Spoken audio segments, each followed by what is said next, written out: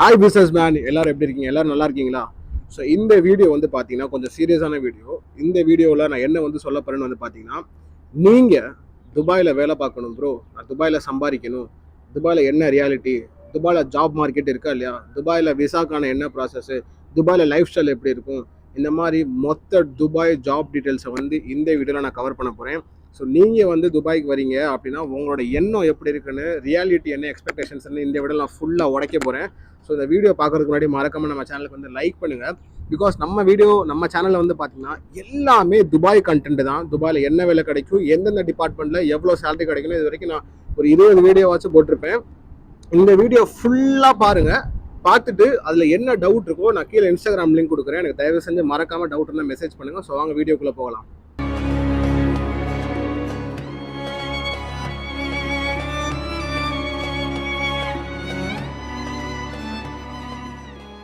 So first வந்து bro, துபாயில் வந்து நல்ல காசு சம்பாதிக்க முடியுமா அப்படின்னு வந்து கேட்டிங்கன்னா இதுக்கான பதில் எஸ். துபாயில் பயங்கரமாக வந்து காசு சம்பாதிக்கலாங்க. எப்படின்னு வந்து சொல்கிறேன்னு வந்து பார்த்தீங்கன்னா, நான் இங்கே துபாய்க்கு வந்து வேலைக்கு சேரும்போது என்னோட சம்பளம் வந்து பார்த்தீங்கன்னா வெறும் 2500 திரம்ஸாக வந்து சம்பாதிச்சேன். ஓகேவா? நான் தங்கின ரூம்லாம் வந்து பார்த்தீங்கன்னா எப்படி இருக்குன்னா, ஒரு ரூமுக்கு வந்து 8 பேர் இருப்பாங்க, ஒரு ரூமுக்கு 10 பேர் இருப்பாங்க. அது பேர் பெட் ஸ்பேஸ்ன்னு வந்து சொல்லுவாங்க. அங்கே தான் பார்த்தீங்கன்னா நான் தங்கியிருந்தேன். நான் ஒரு ரூமோட வாடகை, என்னோட தங்கியிருந்த வாடகை மட்டுமே பார்த்தீங்கன்னா கிட்டத்தட்ட 700 to 800 திரம்ஸ் வந்து செலவாகும். அது போக என்னோட ஆஃபீஸ் வந்து கொஞ்சம் தூரமாக இருக்கும். ஸோ எப்போ பார்த்தீங்கன்னா மெட்ரோ தான் யூஸ் பண்ணுற மாதிரி இருக்கும். ஸோ மெட்ரோக்கான செலவு பார்த்தீங்கன்னா மாதம் 250 திரம்ஸ் வந்து செலவாகும். அது மட்டும் இல்லைங்க, நான் சாப்பிடணும்ல, நான் சாப்பிடாம எப்படி வாழ முடியும்? ஸோ சாப்பிட்றதுக்கான செலவு பார்த்தீங்கன்னா மாதம் 350 to 400 வருங்க, ஓரளவுக்கு நான் டீசெண்டாக சாப்பிட்றதுக்கு. அது போக மீதி இருக்கிற காசு ஒரு 1000 திரமோ 1100 திரமோ தான் வந்து நான் வீட்டுக்கு அனுப்ப முடியும். ஸோ 1000 திரம்ஸ் நீங்கள் வீட்டுக்கு அமிச்சிங்கன்னா இந்தியா விலையில் அது வெறும் பார்த்தீங்கன்னா 22,000 ரூபாங்க. ஆமாம். ஸோ துபாயில் வந்து காசு சம்பாதிக்க முடியும். ப்ரோ என்ன ப்ரோ இங்கே இவ்வளோ செலவாகுது, இதுக்கு மேலே கம்மியாக இருக்கான்னு கேட்டிங்கன்னா, அதுக்கு மேலே கம்மியான ரூம் ரெண்ட் இங்கே நிறையாவே இருக்குது. 400 ரூபா 450 திரம்ஸ்க்குலாம் வந்து பார்த்தீங்கன்னா இங்கே ரூம்ஸ் இருக்குது. பட் அது பார்த்தீங்கன்னா ரொம்ப கஷ்டமாக இருக்கும் உங்களுக்கு வந்து அட்ஜஸ்ட் பண்ணுறது. ஓகேவா? ஸோ துபாயில் வந்து முதல் கேள்வி, துபாயில் சம்பாதிக்க முடியுமான்னு கேட்டால் சம்பாதிக்க முடியும். அது அண்ட் நிறைய பேர் என்கிட்ட கேட்குற கேள்வி, ப்ரோ துபாயில் வந்து ஜாப் மார்க்கெட் எந்த நிலவரத்தில் ப்ரோ இருக்குது, இங்கே வேலை வாங்குறது ஈஸியாக கஷ்டமானு சொல்லி நிறைய பேர் வந்து கேட்டுறீங்க. ஐயோ, இந்த விஷயத்த வந்து நீங்கள் நல்லா தெரிஞ்சுக்கணும். துபாயில் வேலை வாங்குறது பார்த்தீங்கன்னா ரொம்ப ரொம்ப ஈஸி அப்படின்னு சொல்லுவேன்னா எனக்கும் ஆசை. ஆனால் ஈஸி கிடையாதுங்க, பயங்கர கஷ்டம். ஏன்னா இந்த நாட்டில் மட்டும்தான் வந்து பார்த்தீங்கன்னா, நான் எப்படி சொல்கிறேன், ஃபார் எக்ஸாம்பிள் இப்போ நீங்கள் ஒரு சென்னைக்கு வேலை தேடி போகிறீங்க, இல்லை ஒரு பெங்களூருக்கு வேலை தேடி போகிறீங்கன்னு வச்சுக்கோங்களேன். அங்கே உங்களுக்கு யார் வந்து வேலை தேடி வருவாங்கன்னு பார்த்தீங்கன்னா லோக்கல் பசங்க, இல்லை மற்ற ஸ்டேட்லேருந்து வர பசங்க தான் வருவாங்க. ஆனால் துபாய்க்கு யாரெல்லாம் வந்து வேலை தேடி வருவாங்கன்னு பார்த்தீங்கன்னா, தமிழ்நாடு, கேரளா, இந்த மாதிரி இந்தியா ஃபுல்லாக வருவாங்க. பங்களாதேஷிஸ், பாகிஸ்தான், ஸ்ரீலங்கன்ஸ், எஜிப்சியன்ஸ், மொராக்கன்ஸ், பிலிப்பினோஸ், யூரோப்பியன் பீப்புள்னு சொல்லிட்டு ஒரு 7-8 கண்ட்ரீஸ்லேருந்து இங்கே வேலைக்கு ஆள் தேடி வருவாங்க. ஃபார் எக்ஸாம்பிள் இப்போ இந்த டூன் ஒரு கம்பெனி இருக்குது, அது ஒரு பெரிய கம்பெனி. இந்த கம்பெனிக்கு வந்து ஆள் எடுக்கிறாங்கன்னு வந்து பார்த்தீங்கன்னா, நம்ம ஊரில் வந்துட்டு மினிமம் வந்துட்டு ஒரு 30 பேர் போவோமா இன்டர்வியூக்கு, இல்லை ஒரு 40 பேர் போவோமா. இங்கே வாக்கிங் நடந்துச்சுன்னு வச்சுக்கோங்களேன், கிட்டத்தட்ட 600 பேர் 700 பேர் போவாங்க. அதே வந்து ஒரு சாதா கம்பெனி, சின்ன கம்பெனியாக இருக்குன்னா ஒரு 20 பேர் 30 பேர் போவாங்க. நான் சொல்கிறது ஒரு நாளைக்கு நான் சொல்கிறது. இதே ஒரு பெரிய கம்பெனியாக இருக்குது, இல்லை ஒரு பெரிய லக்ஸரியஸ் கம்பெனி, இல்லை பெரிய பிராண்டட் கம்பெனி, இல்லை இந்த கம்பெனி வந்து பயங்கர சக்ஸஸ்ஃபுல்லான கம்பெனி, அவங்க வாக்கின் வந்து போடுறாங்கன்னு வைங்களேன், 2000 பேர் நிற்பாங்க லைனுக்கு. ஸோ துபாய் மார்க்கெட்டுங்கிறது பார்த்தீங்கன்னா கஷ்டமான மார்க்கெட்டு. பட் அதுக்குன்னு நான் வேலை இல்லைன்னு சொல்ல மாட்டேன். நான் துபாயில் வேலை இல்லைன்னு சொல்ல மாட்டேன். துபாயில் நிறையா வேலை இருக்குது, டெய்லி ஆப்பர்ச்சுனிட்டிஸ் இருக்குது, டெய்லி நிறைய கம்பெனிஸ் இருக்குது, டெய்லி ஏகப்பட்ட ஆப்பர்ச்சுனிட்டிஸ். நல்ல சேலரிக்கு, செக்யூரிட்டி, வாட்ச்மேன், வெயிட், business analysis officer, salesman, credit sales, இந்த மாதிரி ஐடி டெவலப்பர்னு சொல்லிட்டு ஏகப்பட்ட ஆப்பர்ச்சுனிட்டிஸ் இருக்குது. நீங்கள் எந்த அளவுக்கு எஃபோர்ட் போட்டு கண்டுபிடிக்கிறீங்க, நீங்கள் எந்த அளவுக்கு கான்டாக்ட் பிடிக்கிறீங்க, நீங்கள் எந்த அளவுக்கு இறங்கி வேலை பார்க்குறீங்க, நீங்கள் எந்த அளவுக்கு இறங்கி தேடுறீங்க அப்படிங்கிறத பொறுத்து தான் இருக்குது. ஸோ துபாய் ஜாப் மார்க்கெட் வந்து பார்த்தீங்கன்னா கஷ்டம், பட் வேலை இருக்கான்னு கேட்டிங்கன்னா இருக்குது. ஸோ நிறைய பேர் வந்து அடுத்த ஒரு முக்கியமான கேள்வி கேட்டுறீங்க, ப்ரோ சேலரி ரேஞ்ச் வந்து துபாயில் என்ன நிலவரம் ப்ரோ, நல்ல சேலரி கொடுப்பாங்களா, இல்லை எந்தெந்த வேலைக்கு எவ்வளோ சேலரின்னு வந்து கேட்டிருந்தீங்க. ஸோ துபாயில் வந்து பார்த்தீங்கன்னா 1000 திரம்ஸ் வந்து வேலைக்கு ரெடியாக கொடுப்பானுங்க. நீங்கள் வந்து ஒரு ஹோட்டலுக்கு வெயிட்டராக போகிறீங்க, இல்லை செக்யூரிட்டியாக போகிறீங்க, இல்லை வந்துட்டு நீங்கள் வந்து ஒரு லேபராக போகிறீங்க, இல்லை கான்ட்ராக்டராக போகிறீங்க, இல்லை சிவிலில் வந்துட்டு நீங்கள் வந்து அண்டர் கிரவுண்ட் ஒர்க்கராக போகிறீங்கன்னு பார்த்தீங்கன்னா 1000 திரம்ஸ் வந்து கொடுப்பானுங்க. 1000 திரம்ஸ் வந்து வேலை வந்து ஸ்டார்ட் ஆகும். 1000 திரம்ஸ்லேருந்து 50,000 திரம்ஸ் வரைக்கும் நீங்கள் வேலை பார்க்கலாம். அது உங்களோட போஸ்டிங்கை பொறுத்து இருக்குது, நீங்கள் எந்த டிபார்ட்மெண்ட்டில் வேலை பார்க்குறீங்கிறது, நீங்கள் எந்த இண்டஸ்ட்ரியில் இருக்கீங்கன்னு வந்து பொறுத்து இருக்குது. அதே மாதிரி ப்ரோ எந்த இண்டஸ்ட்ரியில் ப்ரோ வந்து நிறையா வந்து சம்பாதிக்கலாம், எந்த இண்டஸ்ட்ரியில் வந்து நிறையா காசு கொடுப்பாங்க, எந்த இண்டஸ்ட்ரியில் வந்து போனால் நிறையா காசு சம்பாதிக்க முடியும்னு பார்த்தீங்கன்னா, துபாயை பொறுத்த வரைக்கும் 3 இண்டஸ்ட்ரிங்க. First car. இந்த ஊரில் நீங்கள் பார்க்காத காரே இருக்க முடியாது. ஃபெராரி, லாம்போகினி, ரோல்ஸ் ராய்ஸ்னு சொல்லிட்டு ஆட்டோ மெக்கானிசம் அந்த பிஸ்னஸ் பார்த்தீங்கன்னா பயங்கரமான பிஸ்னஸ். ரெண்டாவது பார்த்தீங்கன்னா ரியல் எஸ்டேட். ஆமாங்க, இங்கே ரியல் எஸ்டேட்டு கமர்ஷியல் புரோக்கர்ஸ்னு விட்டு பார்த்தீங்கனாலே டெய்லி கிட்டத்தட்ட ஒரு 10,000 பேர் 20,000 பேர் வேலைக்கு சேருவாங்க. ஏன் தெரியுமா? அவங்களுக்கு வந்து சம்பளம் கிடையாதுங்க. ரியல் எஸ்டேட் ஏஜென்ட்டுக்கு வந்து சம்பளமே கிடையாது, எல்லாமே கமிஷன் பேஸ்டு தான். ஃபார் எக்ஸாம்பிள், இப்போ நான் ஒரு ரியல் எஸ்டேட் ஏஜென்ட்டாக வந்து சேருன்னு பொறுத்துக்கோங்களேன். ஒரு நல்ல கம்பெனியில் வந்து ரியல் எஸ்டேட் ஏஜென்ட்டாக வந்து சேருவேன். எனக்கு வந்து சம்பளமே இருக்காது, கமிஷன் பேஸ்டு தான் வந்து ஜாப் இருக்கும். ஃபார் எக்ஸாம்பிள் வந்துட்டு இப்போ இந்த பில்டிங்கை வந்து நான் வந்து விட்டு கொடுக்குறேன் அப்படின்னு வந்து பார்த்தீங்கன்னா, இந்த பில்டிங்கோட விலை வந்துட்டு பார்த்தீங்கன்னா கிட்டத்தட்ட வந்து ஒரு 2 million dirhams இருக்குன்னு வச்சுக்கோங்களேன். எனக்கு வந்து 30% வருங்க. 30% எவ்வளோ ஆச்சு? கிட்டத்தட்ட 156K. 156Kனா நம்ம ஊருக்கு கிட்டத்தட்ட எவ்வளோ ஆச்சுன்னா 30 லட்ச ரூபா. ஸோ இந்த மாதிரி கமிஷன் பேஸ்ட் வந்துட்டு நீங்கள் ரியல் எஸ்டேட் ஏஜென்ட்டாக வந்து சம்பாதிக்கலாம்.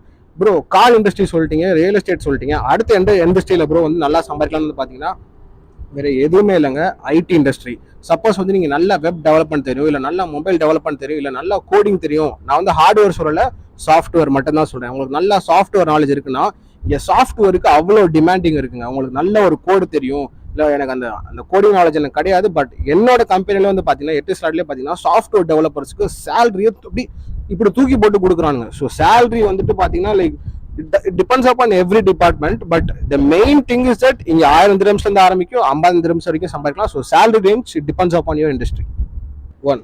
ஸோ அதே மாதிரி வந்துட்டு நிறைய பேர் வந்து சொல்லுவாங்க, ப்ரோ துபாய்க்குலாம் வந்தால் பொழைக்க முடியாது ப்ரோ, ரொம்ப கஷ்டப்பட்டுட்டு இருக்கேன் ப்ரோ, ரொம்ப வருஷமா வந்து கஷ்டப்பட்டுட்டு இருக்கேன் ப்ரோ, இங்கே அடிமை மாதிரி ட்ரீட் பண்ணுறாங்க.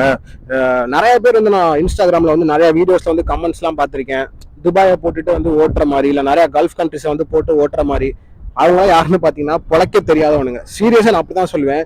எதுக்கு எடுத்தாலும் கம்ப்ளைண்ட்டு, எதுக்கு எடுத்தாலும் குறை சொல்றது, எதுக்கு எடுத்தாலும் நான் ஈகோ, நான் இப்படி தான் இருப்பேன், நான் அப்படி தான் இருப்பேன், நான் தங்கினா வந்து இங்கே தான் தங்குவேன், நான் சாக்ரிஃபைஸ் பண்ண மாட்டேன், அப்படிலாம் இருந்தால் இங்கே வேலைக்கே ஆகாது. இங்கே துபாயை பொறுத்த வரைக்கும் நீங்கள் சாக்ரிஃபைஸ் பண்ணி ஹார்ட் ஒர்க் பண்ணி இங்கே பயங்கரமாக இன்சல்ட் நடக்குங்க. அந்த இன்சல்ட்டெல்லாம் நீங்கள் ஃபேஸ் பண்ணணும். அப்படின்னா தான் இந்த நாட்டில் வந்து க்ரோ பண்ண முடியும். இது வந்து நீங்கள் பொழைக்க வந்திருக்கீங்க. நான் நிறைய பேர் பார்ப்பேன், துபாயில இருந்து ஒரு பிரோஜனம் இல்லை, இங்கே சம்பாதிக்க முடியாது, ஒன்றும் பண்ண முடியாது அப்படிமானுங்க. எனக்கு அப்படிலாம் இல்லைடா. நானும் கண்ணார நிறைய பேர் என்ன பார்த்துருக்கேங்க. அது சாதா வந்து ஹி கம்ஸ் லைக் ஒரு அட்மினா வருவான். அட்மினா வந்துட்டு ஒரு 3-4 வருஷத்துல பார்த்தீங்கன்னா க்ரோ ஆகி அவனுக்கு ஒரு வீடு எடுத்துருவான், லைசன்ஸ் எடுத்துருவான், பொண்டாட்டியை கூப்பிட்டு வந்துருவான். அவனுக்கு இருக்கிற அறிவு நம்ம கூட இல்லையா?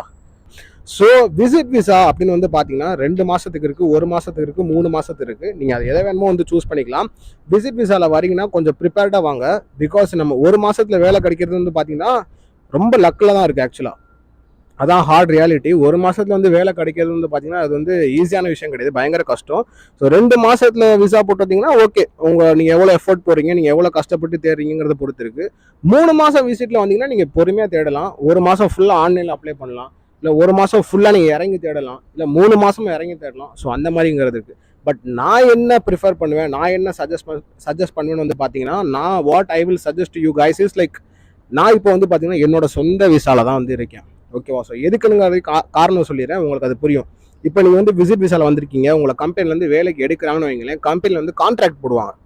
ஓகேவா? 2 வருஷத்துக்கு இவர் எங்கள் கூட தான் வேலை பார்ப்பாரு, இந்த கம்பெனிலேருந்து அங்கே விசா வந்து கொடுக்குறோன்னு சொல்லிட்டு கான்ட்ராக்ட் போடுவாங்க. சப்போஸ் 6 மாதத்துல வேலை பிடிக்கல, நமக்கு அதானே 2 மாதத்துக்கு மேலே உட்கார முடியாது, அப்புறம் எங்க 6 மாதம். ஸோ 6 மாதத்துக்கு மேலே உங்களுக்கு வேலை பிடிக்கல, இல்லை கம்பெனியில் வந்து சம்பளம் தரல, இல்லை நீங்கள் பார்க்குற வேலை பிடிக்கல, உங்களுக்கு அந்த என்விரான்மெண்ட் வந்து பிடிக்கல அப்படின்னு வந்து பார்த்தீங்கன்னா நீங்கள் வேலையை விட்டு போக முடியாது. சப்போஸ் அந்த வேலையை விட்டு போறீங்கன்னா நீங்கள் கம்பெனிக்கு கிட்டத்தட்ட 5000 to 6000 dirhams வந்து காசு கட்டணும். ஓகேவா? அதனால நான் என்ன பண்ணிட்டேன்னா என்னோட சொந்த விசா வந்து எடுத்துட்டேன். ஸோ சொந்த விசா வந்து எடுத்தனால என்னன்னா, எனக்கு எப்போ வேலை பிடிக்கலையோ அப்போ நான் வேலையை விட்டு நின்றுக்கலாம். ஓகேவா? நோட்டீஸ் பீரியட் மட்டும் சர்வ் பண்ணணும். 1 மாதமோ இல்லை 2 மாதமோ வந்து நோட்டீஸ் பீரியட் சர்வ் பண்ணணும். பட் எனக்கு எப்போ பிடிக்கலையோ நான் வேலையை விட்டு நின்றுக்கலாம். நான் எந்த கம்பெனியில் வேணுமோ சேர்ந்துக்கலாம். ப்ளஸ் இப்போ ஏதாச்சும் ஒரு கம்பெனியில் வந்து இன்டர்வியூ எடுக்கிறாங்க, நான் சொந்த விசாவில் வந்து வந்திருக்கேன்னு சொன்னால் எனக்கு அவங்க கொடுக்குற சேலரியோட எக்ஸ்ட்ரா 1000 dirhams வந்து சேலரி அதிகமாக கொடுப்பாங்க. ஏன்னா நான் கம்பெனிக்கு வந்து விசா காஸ்ட்டை வந்து கட் பண்ணுறேன். ஸோ அதனால நான் என்ன உங்களுக்கு சஜஸ்ட் பண்ணுவேன் அப்படின்னா, நீங்கள் ஃப்ரீலான்ஸ் விசாவில் வர்றது ரொம்ப ரொம்ப நல்லதுங்க. அது சொந்த விசாவாக இருக்கிறது உங்களுக்கு ரொம்ப ஹெல்ப்ஃபுல்லாக இருக்கும். நீங்கள் டபுள் சேலரி வச்சுக்கலாம், ட்ரிபிள் சேலரி வச்சுக்கலாம், பார்ட் டைம் ஏர்ன் பண்ணிக்கலாம், சைடு இன்கம் பண்ணிக்கலாம், நீங்கள் ஏகப்பட்ட விஷயம் வந்து பண்ணிக்கலாம். ஸோ ஃப்ரீலான்ஸ் விசாவில் வர்றது நான் பயங்கரமாக சஜஸ்ட் பண்ணுவேன். ஸோ அதே மாதிரி நிறைய பேர் வந்து கேட்டிருந்தீங்க, ப்ரோ நான் இந்தியாவிலேருந்து அப்ளை பண்ணுறேன் ப்ரோ, எனக்கு வேலை கிடைக்குமா அப்படின்னு வந்து கேட்டிருந்தீங்க. 100க்கு 90% கிடைக்காது, 100க்கு 90% கிடைக்கவே கிடைக்காது, வாய்ப்பே இல்லை. பிகாஸ் இங்கே துபாய், அதாவது UAELL, United Arab Emirates labour லா படி வந்து பார்த்தீங்கன்னா துபாயில் வந்துட்டு நீங்கள் விசிட் விசாவில் வரணும், இல்லை சொந்த விசாவில் வந்துட்டு நீங்கள் வேலைக்கு தேடினா தான் உண்டு. ப்ளஸ் செகண்ட் ஒரு முக்கியமான விஷயம் வந்து என்னன்னு வந்து பார்த்தீங்கன்னா, இப்போ நான் அந்த கம்பெனிக்கு வந்து அந்த கம்பெனிக்கு வந்து நான் அப்ளை பண்ண போறேன்னு வைங்களேன், நீங்க இந்தியாவில் இருந்துட்டு அப்ளை பண்ணுவீங்க, உங்களுக்கு கிடைக்குமா? இல்லை நான் இங்கே ரெஸ்யூமை கொண்டு வந்து நான் இங்கே அப்ளை பண்றேன், எனக்கு கிடைக்குமா? யாருக்கு கிடைக்கும்? ஸோ அதை நீங்க மனசில் நான் வச்சுக்கணும். சப்போஸ் கிடைச்சிச்சுன்னா சந்தோஷம், கிடைக்கலன்னா இதான் ரியாலிட்டி நினைக்கிறீங்க. சப்போஸ் உங்களுக்கு ஏதாச்சும் டவுட் இருந்தால் எனக்கு மறக்காமல் இன்ஸ்டாகிராமில் வந்து மெசேஜ் பண்ணுங்கள். நான் எனி டைம் வந்து ரிப்ளை பண்ணிட்டு இருக்கேன். அதே மாதிரி இன்ஸ்டாகிராமில் நிறைய பேர் எனக்கு மெசேஜ் பண்ணிக்கிட்டு இருக்காங்க. அவங்க வந்து என்ன நிறைய பேர் வந்து என்னை மீட் கூட பண்ணியிருக்காங்க. விசிட் விசாவில் வந்து மீட் பண்ணியிருக்காங்க. ஏகப்பட்ட பேர் வந்து ப்ரோ நான் இந்த ஏரியாவில் இருக்கேன் ப்ரோ, நான் எங்கே போகணும்னு சொல்லி நிறைய பேர் என்னை மீட் பண்ணியிருக்காங்க. நிறைய பேருக்கு நான் ஹெல்ப் கூட பண்ணிட்டு இருக்கேன். பர்சனலாக என்னால் முடிஞ்ச ஹெல்ப் வந்து நான் பண்ணிட்டு தான் இருக்கேன்.